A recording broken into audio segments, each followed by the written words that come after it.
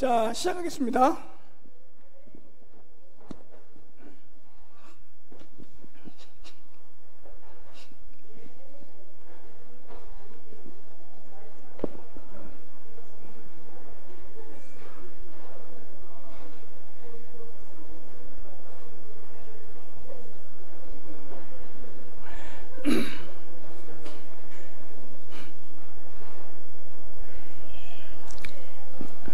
자, 세 번째입니다. 성육신 교리.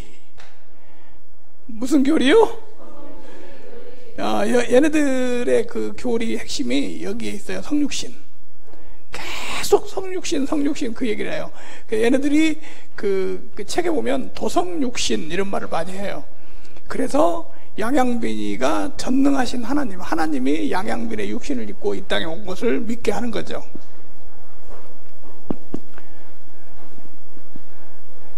그래서 성육신이라는 얘기를 계속 하는데, 성육신 얘기를 할 때는 예수님이 초림 때 성육신을 했기 때문에 초림 때 했던 성육신에 비추어서 말을 하고 있는 거죠.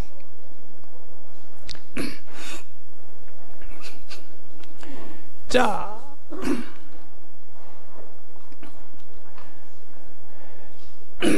성육신,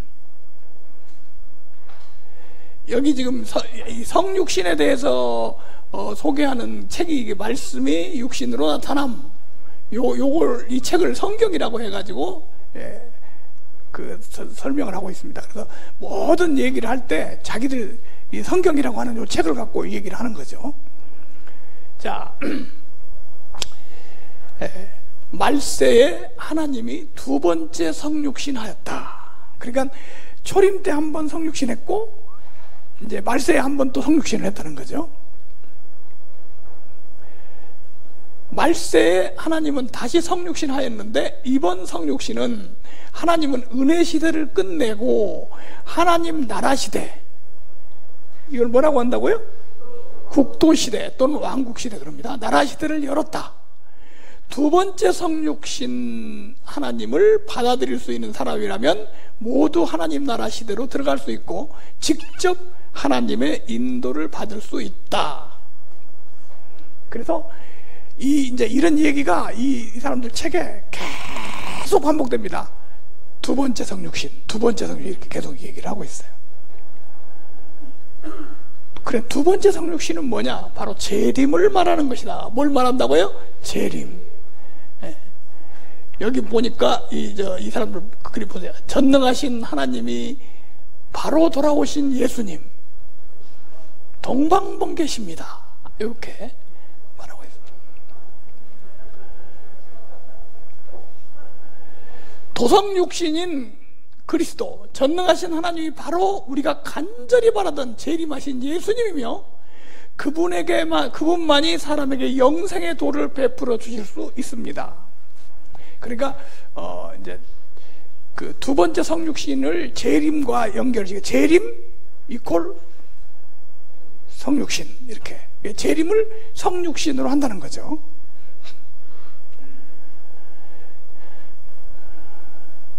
내가 세상을 완전히 이겼고 첫 번째와 두 번째 성육신을 통해 완전히 영광을 얻었기 때문이다. 첫 번째 성육신으로는 일부 영광만 얻었지만 두 번째 성육신으로 나의 본체가 완전한 영광을 얻으면 사단은 틈탈 쾌조도 없게 된다. 이게 이제 내가라고 말을 하겠죠. 1인칭으로. 내가가 누구예요? 누가 한 말이에요? 양양빈이가 한 말이죠. 혹시 여기 양씨 있어요? 하나님 조상이네. 두 번째 성육신은 중국으로 왔어요. 첫 번째 성육신은 이스라엘 땅으로 오고, 두 번째 성육신은 어디로 와요? 중국으로. 큰 붉은 용의 국가에 태어난 백성은 확실히 붉은 용의 독소가 조금이나마 일부분만 있다고 할 수 없다. 그러므로 나는 이 단계의 사역의 중심을 너에게 두었다. 이는 내가 중국으로 또 온 다른 의이기도 하다. 이제 중국을 붉은 용의 국가라고 합니다. 얘네들은. 근데 이 중국 사람들이 독소가 더 많이 들어서 중국으로 왔다는 거죠. 하나님은 중화대륙, 즉 홍콩이나 대만 동포가 말하는 내륙의 성육신하였다. 내륙에 뭐 했어요? 성육신을 했어요. 하나님이 하늘에서 땅에 왔을 때 하늘에서도 땅에서도 아무도 알지 못했다. 하나님이 성육신을 쓸 때 아무도 알지 못했다. 근데 난 한 가지 신기한 게 있어요. 땅에서는 아무도 알지 못했다는 말은 이해가 가는데 하늘에서도 알지 못했다. 이게 좀 이상하다. 나는 저 동방북의 사람들 만나면 그걸 좀 물어보고 싶어. 아니야, 땅에서는 사람들이 몰라서 성육신 했는지 몰랐다고 한다면 되는데, 아니 하늘에서도 모르다니 왜 하늘에도 하나님도 모르고 아무도 모르나?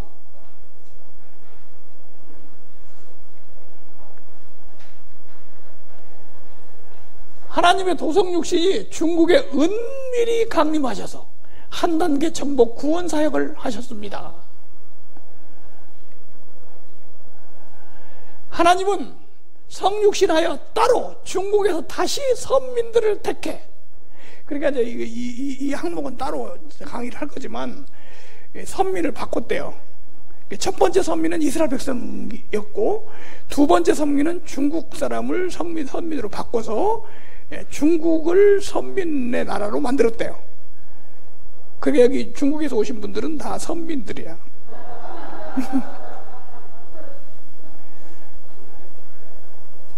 그래서 선민들을 택해서 이들에게 사역하며 땅에서 자신의 사역을 계속하고 있다.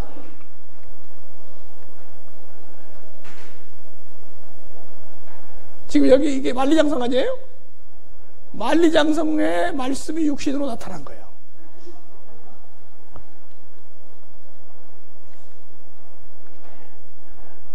하나님이 땅에서 하는 사역, 즉 은밀한 사역이 끝날 때 이 사역이 폭발적으로 확장될 것이다. 그러면 사람들은 중국에 이기는 자들이 있다는 걸 알게 되고 하나님이 성육신으로 중국에 왔고 그 사역이 이미 끝났음을 알게 될 것이다. 그제야 사람들은 중국이 오랫동안 쇠락하지 않고 무너지지 않은 것이 바로 하나님이 중국에서 친히 사역하여 이기는 자들을 온전케 했기 때문임을 문득 깨닫게. 중국이요 안 망하고 이렇게 번창하고 한 게 다시 말하면 하나님이 중국으로 성육신을 해버렸기 때문에 그렇다.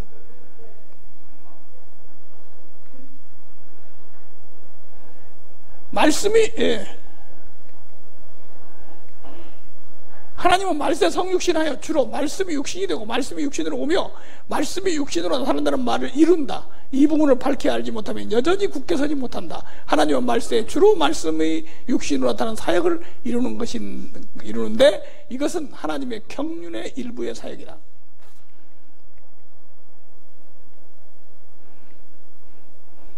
도성육신인 하나님의 말씀을 육신인 하나님이 말씀하는데 이것이 바로 말씀이 육신에 나타난 것이고 즉 말씀이 육신에 온 것이다.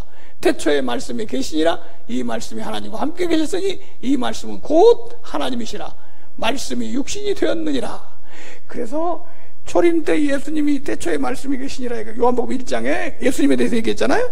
이게 이번에는 누구에 대해서 얘기하고 있는 거예요? 양양변에 대해서 얘기하고 있는 거예요.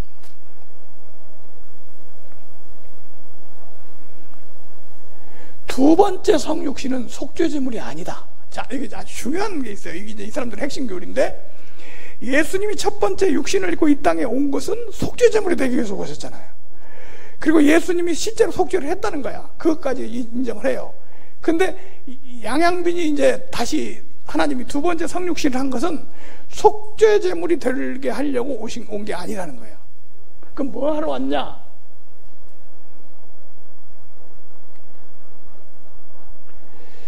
첫 번째 성육신은 죄에서 사람을 속량했다. 예수의 육신으로 사람을 속량해 온 것이다. 즉 사람을 십자가에서 구해낸 것이다. 하지만 사람 안에 사탄의 폐괴 성품이 계속 존재했다. 두 번째 성육신은 더 이상 속죄제물이 되지 않고 죄에서 속량받은 사람들을 철저히 구원한다. 죄사함 받은 사람들이 죄에서 벗어나 완전히 정결케 되고 성품이 변화됨으로써 사단의 흑암의 권세에서 벗어나 하나님 보좌 앞으로 돌아올 수 있게 한다.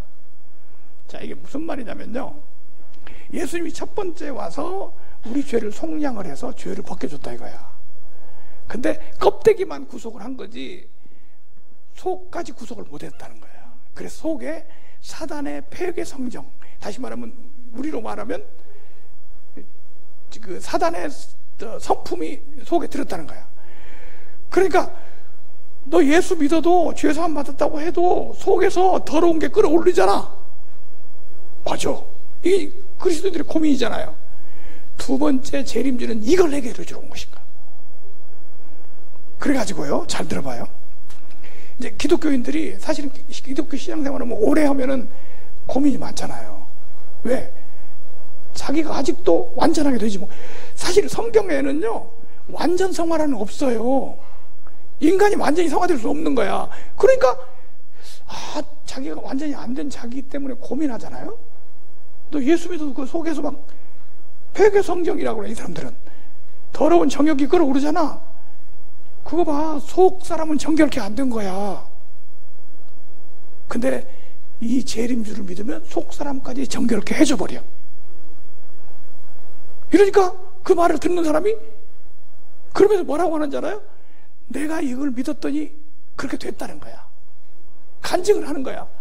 그러니까 나도 한번 그렇게 되고 싶은 마음이 있겠죠? 내가 이 책을 읽으면서 그런 걸 느꼈다니까. 이제 그 겉사람만 구속을 받았지 속사람은 구속을 못했어. 속사람은 막 더러운 정욕이 끌어오르고 막 있는 거야. 그런데 이 양양비닐을 전능하신 하나님을 믿었더니 이게 완전히 변화되어 버렸다는 거야. 이게 속사람까지 완전히 변화시켜 버렸어. 그랬다고 간증을 막 써놨어요. 거기 다 읽으면서 그럼 나도 한번 해볼까.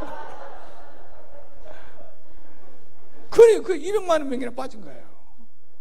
이 사람은 욕망 가운데 어떤 욕망이 있냐면요, 거룩해지고 싶은 욕망이 있는 거예요. 그렇죠? 근데 거룩해질 수 있다고 하니까 이게 우리 신앙적으로 이게 사람을 자극하는 게 그거예요. 이렇게 하면 거룩해질 수 있다. 그게 뭐냐면 안식교잖아요. 고기 안 먹고 고춧가루 안 먹고, 예? 그러면 어떻게 된다? 품성이 어떻게 된다? 변화가 된다. 그러니까 그걸 향해서 노력을 하는 거 아니에요. 아니, 고춧가루도 안 먹었다니까. 식당에 가서 식사를 못해요. 고춧가루에다 젓갈 넣잖아요, 또. 그러니까 그런 거 안 먹어요. 왜? 품성 변화되려고. 그리고 되는 것 같아, 좀. 근데 안 되거든요. 얘네들도 됐다고 그래, 막. 자기는 가서 이거 믿었더니 되더라는 거야. 막 간증을 해요. 그래서 사람들이 물에 빠져 들어가는 거예요. 그러니까 우리 교인들 오래 신앙생활 한 사람한테 너 예수 믿는 지 몇 년이야? 근데 안 되잖아. 예수님이 껍데기만 구원한 거야. 속죄만 해줬어. 이제는 정결케 되는 사역. 여기 나오잖아요. 무슨 사역? 정결케 되는. 죄사함 받은 사람들이 죄에서 벗어나 완전히 어떻게 되고? 정결케 되고, 성품이 어떻게 되고? 변화되고.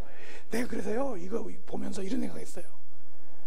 성품 변화되려고 그렇게 노력하는 안식교회들한테 이 사람들이 전도하면 그냥 넘어가겠더라고. 고기도 안 먹고 막 고춧가루도 안 먹고 해도 안 되거든. 근데 이 사람들은 된다는 거야. 그게 믿기만 하면 된다는 거야. 응? 여기 보세요. 주님의 보혈이 이미 우리를 깨끗게 했다고 생각합니다. 우리는 이미 거룩하게 구별되어 죄에 속하지 않으므로 더 정결케 하는 사역을 받아들일 필요가 없습니까? 그러니까 주님의 보혈로 속죄 받았으니까 정결케 하는 사역을 받아들여야 한다. 속이 정결케 되어버린다.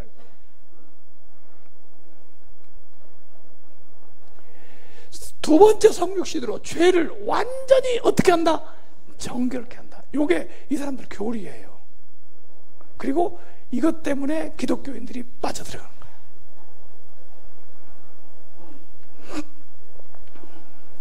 핵심 교리.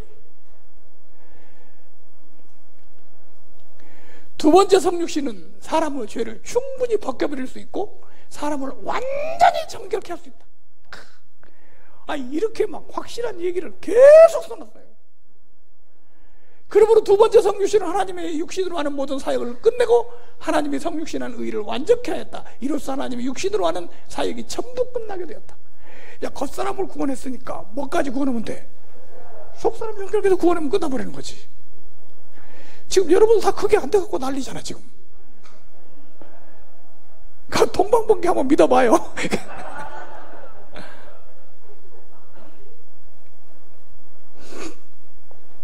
그래서 두 번째 성육신을 믿어야 구원받을 수 있다. 두 번째 성육신한 사실을 거부하면 아무 수확 없이 빈손으로 끝나고 결국 하나님을 대적했다는 죄명을 얻을 수밖에 없다. 진리와 하나님의 사역에 순종할 수 있는 사람들은 두 번째로 성육신한 전능자의 이름 아래로 돌아오게 될 것이다. 예수만 믿고 하나님의 마지막 시대에 성육신한 걸 믿지 않는 자들은 입으로 성육신 하나님을 믿지만 악을 행하는 자들은 모두 적그리스도이다. 이런 부류의 자들은 모두 멸망할 대상이다. 그러니까요, 얘네들이 구원론은 뭐냐면 예수를 믿고 죄사함 받았지만 정결케 하는 사역을 못했으면 구원 못 받는 거예요. 천국 못 가는 거야. 요걸 하러 양양변이 왔다는 거야. 자, 이제 이 사람들 강의를 한번 들어봅시다. 직접 영상으로 강의를 해요. 주께서 재림할 때 구름을 타고 오시는 방법 하나밖에 없다면 도적같이 오신다는 말씀은 어떻게 이루어지죠? 그러네. 각인의 눈이 주께서 구름 타고 오는 걸 보면 신랑이 왔으니 맞으러 나오라고 외칠 필요 있어요? 그리고 문 밖에서 두드릴 필요가 있어요? 정말 구름 타고 오시는 방식 하나만은 아니네요? 예. 계속 얘기해봐요. 주의 예언에 따르면 먼저 은밀히 임하고 나중에 공개하시지요. 밤중에 소리난다, 문 밖에서 두드린다, 도적같이는 은밀한 강림을 뜻하고요. 구름 타고 오신다는 건 공개적으로 나타나신다는 거죠. 그럼 재림 예언이 다 이루어지는 거죠. 그럼 주님은 먼저 은밀히 강림하셨다가 나중에 공개하시네요? 네. 그럼 은밀히 오시는 건 뭐예요? 은밀한 강림은 하나님이 성육신해 인자의 모습으로 땅에 오시는 걸 말하지요. 성육신이요? 인자가 되신다? 예언에 있어요? 예언이 당연히 있죠. 주께서 여러 번 말씀하셨어요. 인자의 나타남, 인자로 임한다고 하셨죠. 예를 들면 누가복음 17장 24, 25절에 뭐라고 했었지요? 번개가 하늘 아래 이편에서 번뜩하여 하늘 아래 저편까지 비침같이 인자도 자기 날에 그러하리라. 그러나 그가 먼저 많은 고난을 받으며 이 세대에게 버림받아야 할지니라. 예언이 정말 있네요. 네. 그럼 인자란 뭘 가리키는 거죠? 인자라 함은 정상 인성을 갖춘 사람을 뜻하지요. 만약 영이나 영체라면 인자라고 할 수 없어요. 그렇죠. 인자로 나타나거나 인자로 임한다고 예언하신 것, 주께서 재림 때 성육신 하신다는 말씀이죠. 하나님의 성육신이 아니라면 인자라고 할 수 없어요. 여호와는 영이시니 인자라 할 수 없는 것처럼 말이죠. 인자의 임함이란 성육신을 뜻하는 거였네요. 네. 정말로 비밀이네요. 그리고 또 말씀하셨죠. 그가 먼저 많은 고난을 받으며 이 세대에게 버림받아야 할지니라. 이건 주께서 성육신으로 재림한다는 더 확실한 증거죠. 만약 주께서 구름 타고 오시는 한 가지 방식만 있다면 이 예언은 어떻게 이루어지겠어요? 그러게요. 주께서 구름 타고만 오신다면 대적하고 저버릴 자가 없죠. 이해했네요. 알긴 알겠는데 그럼 말세에 왜 성육신 하시는 거죠? 좋은 질문이에요. 뭔데요? 말세에 성육신 하셔서 주로 심판 사역을 하시는 거죠. 심판 사역이요? 전능하신 하나님 말씀. 하나님의 이번 성육신의 사역은 형벌과 심판을 위주로 하나님의 성품을 나타내는 것이다. 이 기초에서 사람에게 더 많은 진리를 주고 더 많은 실행을 가르쳐준다. 그리하여 사람을 정복하고 구원하여 타락 성품을 벗겨버리려는 목적을 이룬다. 이것이 하나님 나라 시대에서 하나님이 하는 사역의 내막이다.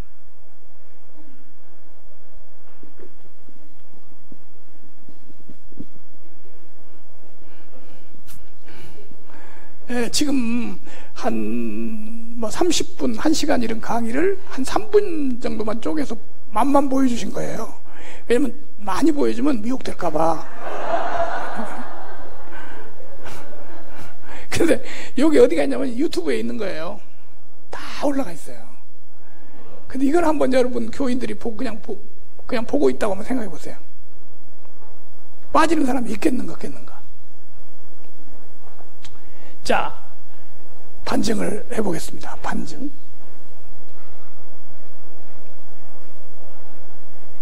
영상이 하나 더 있네. 예수는 육신으로 십자가에 못 박히고 노래로 가르치는 거예요. 노래. 속죄 제물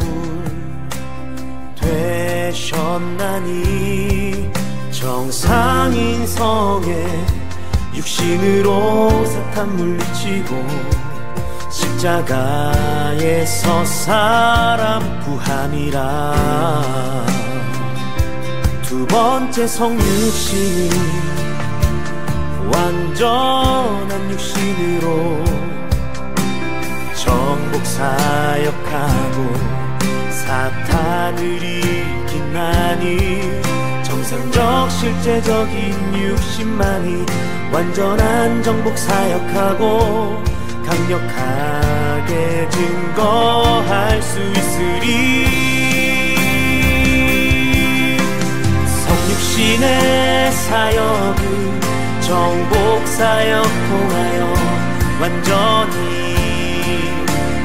끝나나니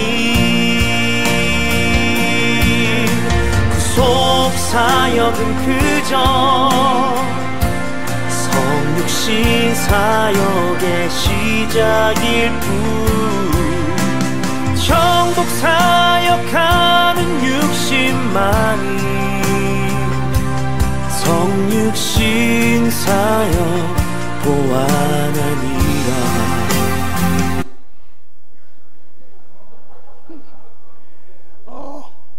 여기 정복 사역이라는 것은 정결케 하는 사역을 말합니다. 다시 말하면 구속을 받고 나서 이제 완전히 품성이 변화돼 가지고 정결케 되는 거, 그렇게 만들어 버린다는 거예요. 거기. 그러니까 이 신도들이 거기 가면 그런 꿈을 가지고 다니는 거죠. 이게 진짜야, 이렇게 하고 못 맞는 거야.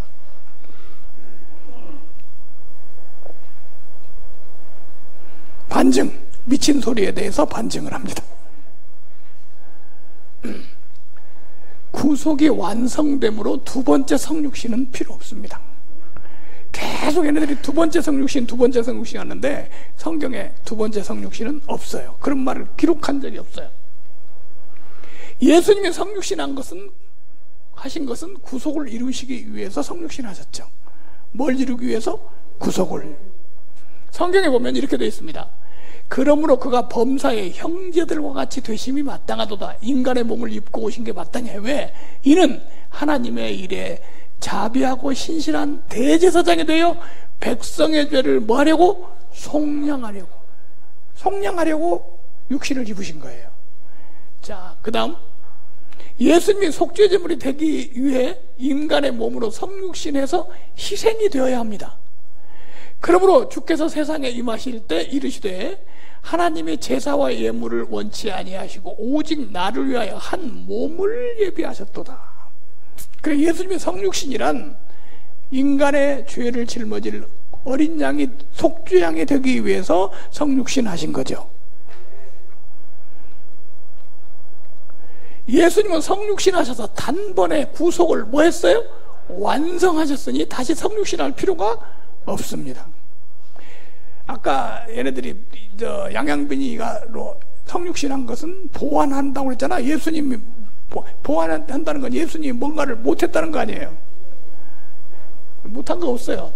완성했어요. 이 뜻을 따라 예수 그리스도의 몸을 단번에, 꼭이 단번에라고 했어요. 두 번이 아니에요. 몇 번? 단번에 들이심으로 말미암아 우리가 뭘 얻었다? 그러니까 거룩함까지 얻게 해버렸어요. 완전히 끝냈어요. 또 그 여자 올 필요 없어.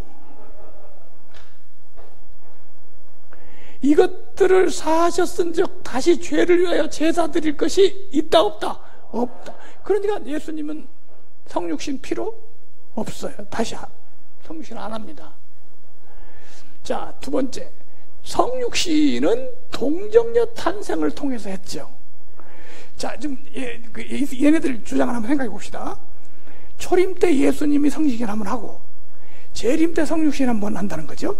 자, 그럼 그 말대로 한번 생각하고 해보자 이거야. 그러면 이미 초림 때 성육신 하는 것을 우리가 다 성경을 통해서 알고 있죠. 그러면 재림 때 성육신 하는 것도 초림 때와 같이 해야죠. 그렇죠? 아, 성육신은 이렇게 한다라고 초림 때 이미 뭐 했어요? 보여줬어요.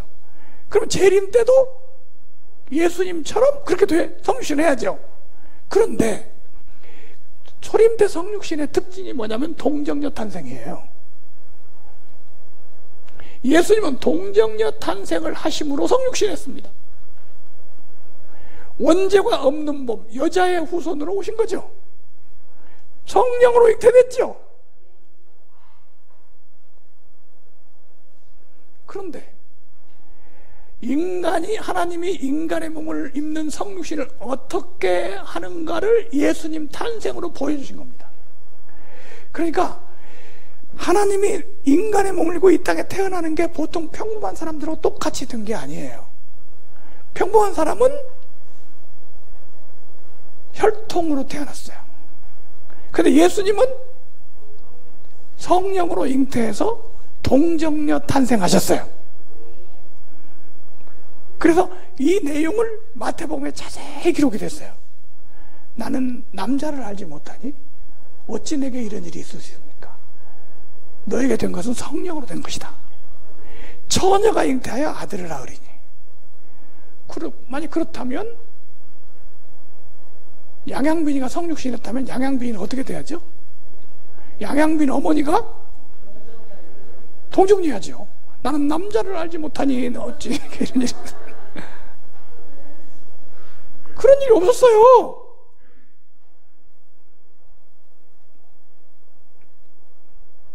중국 여자 양양빈은 동정녀 탄생하지 않았고 성령으로 잉태되지도 않았습니다.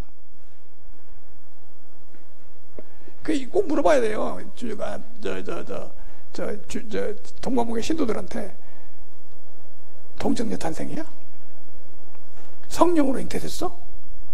처녀가 잉태해 아들 낳았어? 안상홍도 안상홍을 재림주라고 하잖아요. 안상홍 상담을 한번 하려면 공부를 얼마나 많이 했는지 꼬박 3일 동안 40강의를 공부를 해야 안상홍 개종을 하는 거예요. 근데 안상홍 상담하는 중에 안상홍 3년 된 여자인데 15분 만에 개종한 여자가 있어요. 얼마 만에? 15분. 목포에서 왔는데 남편이 데리고 왔는데 이름도 안 잊어버리네. 황경하라고. 그래서 처음에 와가지고 내가 딱 물어봤어요. 아니 어떻게 인간을 하나님이라고 믿는 거야? 내가 딱 그랬더니 나보고 그래요. 하나 질문해도 됩니까? 해보라고 그랬더니 예수님은 인간입니까? 아닙니까? 이렇게 딱 물어보더라고. 예수님은 사람이지. 그거 봐요. 사람인데 예수님을 하나님이라고 믿잖아. 그래서 안상홍도 사람인데 하나님이라고 믿는 거래. 그래서 내가 아주 너 말 잘했다. 그럼 예수님하고 안상홍하고 똑같은 거야? 그랬더니 똑같아. 그래?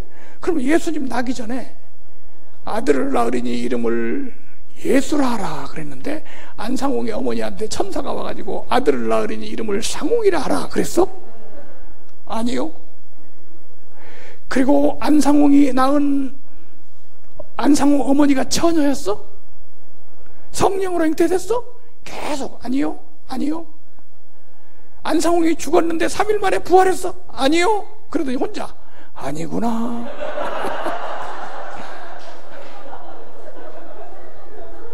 그리고 개종했어요. 그 애는 공부도 안 하고.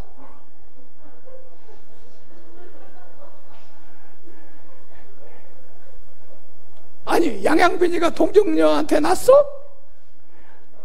딸을 낳으리니 이름을 향빈이라고 해라. 전혀 아니잖아요. 원죄가 없는 몸으로 탄생한 예수님하고 평범한 출생을 한 양양빈하고 어떻게 성육신이 같다고 해?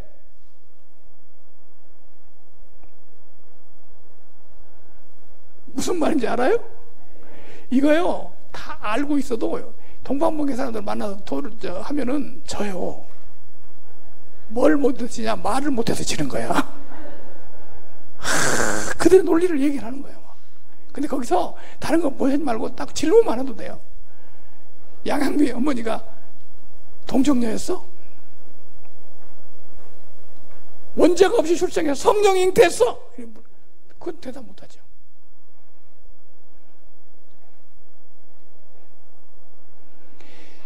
양양빈은요, 성육신한 하나님이 아닙니다. 성육신했다는 아무 증거도 없어요.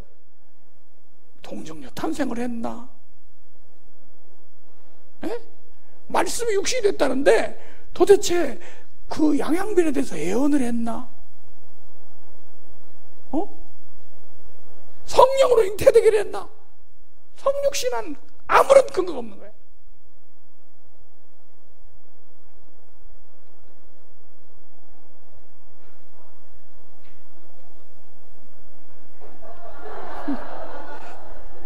자, 성육신한 하나님은 죄가 없어야 한다. 뭐가 없어야 돼요?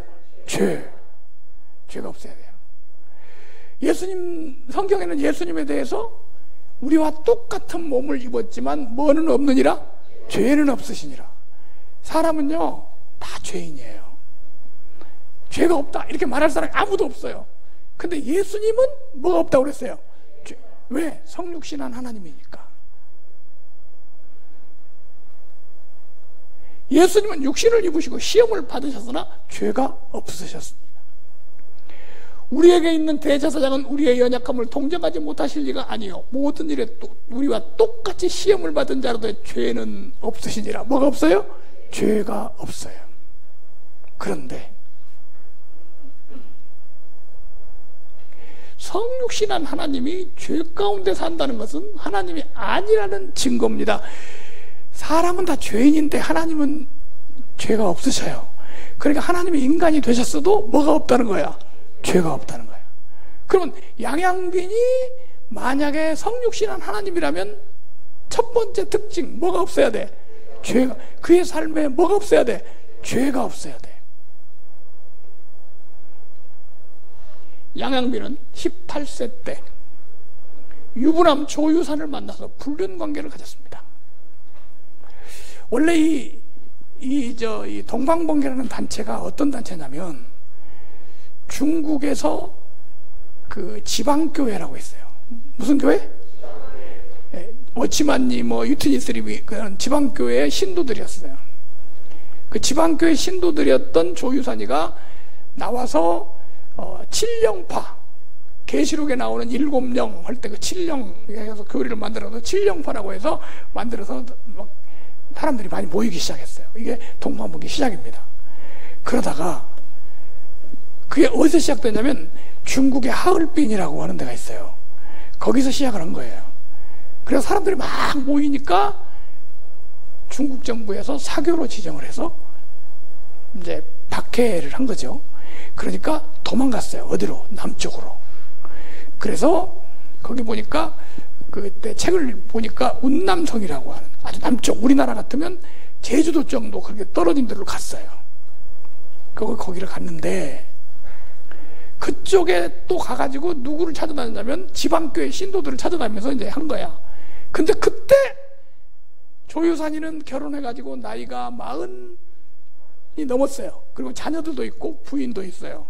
근데 혼자 도망갔죠. 거기로 갔는데 가서 누구를 만났냐? 18세 된 양양빈이라는 어린 소녀를 만나서 공부를 시켜서 그 자기 파로 들어오게 했어요. 그렇게 해가지고 둘이 살아버렸어. 그 둘이 살았는데 살았다고 해서 어떻게 구분하냐? 우리 장길자를 첩이라고 했다가 막 고소당하고 당신이 봤냐 막 이렇게까지 나오더라고요. 근데 야는 정확해. 아들을 낳거든. 그러니까 아들까지 낳으니까 그 본부인하고 이제 이혼을 하게 되죠. 95년 7월 7일 아들을 낳고 이름을 뭐라고 불렀어? 조명이라고 하였다. 누구하고? 양양비라고 해가지고 아들을 낳은 거야. 이거는 불륜이고 죄입니다. 하나님이 죄 가운데서 자식까지 낳고 불륜관계를 가졌다. 이거 어떻게 하나님이야? 어떻게 성육신 하나님이냐고 이게.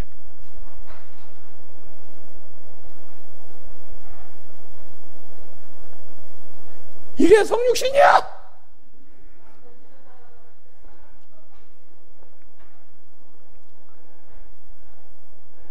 지금 이 내용은요 그대로 다 책에 있습니다. 책에.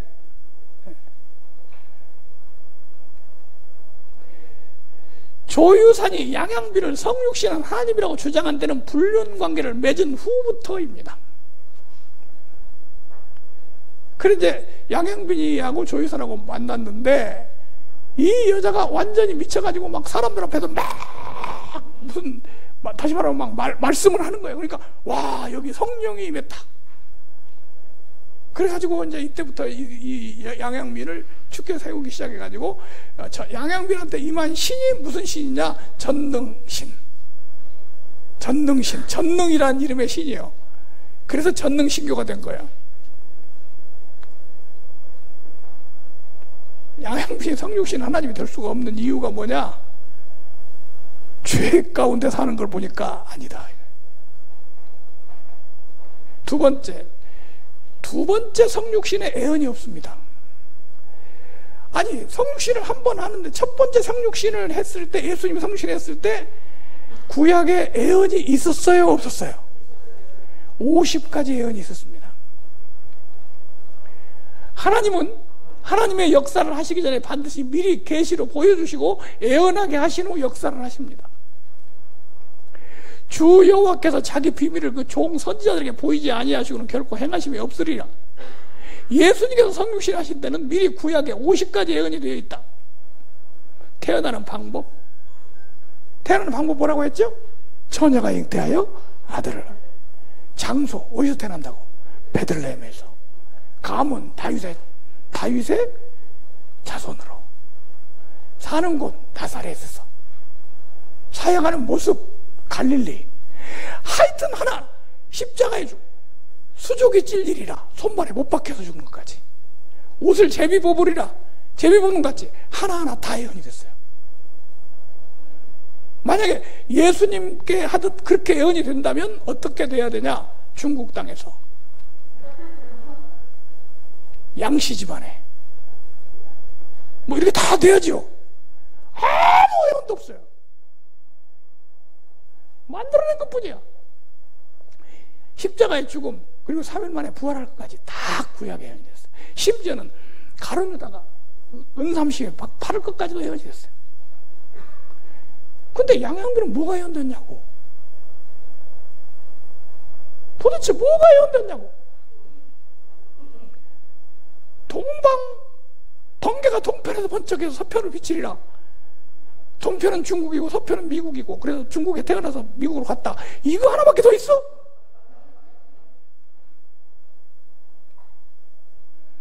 하나님 두 번째 성육신 하셨다면 가장 중요한 사건이며 하나님의 가장 큰 사역 역사임에도 성경에 암시조차도 없다. 더구나 중국 여성으로 성육신 한다는 어떤 내용도 성경에 없습니다. 두 번째 성육신 할 거다 이런 말도 없고, 중국 여자로 온다 그런 말도 없고, 아니 중국 여자까지 아니라도 동양인으로 온다 그렇게라도 좀 했으면, 아무것도 없어요. 구원에 관계된, 이거 안 믿으면 구원 못 받는 거야. 이게 중요한 거야. 구원에 관계된 두 번째 성육신이라면 성경에 한 번의 예언도 없이 하나님이 이루실 리가 없어요. 동방번개 신도들은 사기에 빠진 게 분명합니다. 다섯 번째, 재림은 성육신으로 오시지 않습니다. 초림은 성육신할 것이 예언됐습니다. 우리 초림 예언을 보면요, 태어난다는 말을 계속했어요. 한 아기가 우리에게 낳고 한 아들을 주셨다. 태어난다는 말이 계속했어요. 그런데 재림에는 태어난다는 말이 없습니다. 강림한다고 되어 있어요. 하늘에서 강림한다. 이는 한 아기가 우리에게 낳고 우리 아들을 주신 바 되는데, 재림은 하늘에서 강림하시는 것으로 되어 있다. 볼지어다 구름을 타고 오시리라. 각 사람의 눈이 그를 보겠고 그를 찌른 자도 볼 터이요 땅에 있는 모든 족속이 그로 말미암아 애곡하리니 그러하리라. 아멘. 태어나는데 누가 태어나는데 애곡을 합니까? 그런 게 어디 있어요? 주께서 호령과 천사장의 소리와 하나님의 나팔로 친히 하늘로부터 강림하시리니. 친히 강림하시리. 아까 영상에서 인자라는 말이 성육신한다는 말이다 이렇게 소개하는데 이것도 거짓말이에요.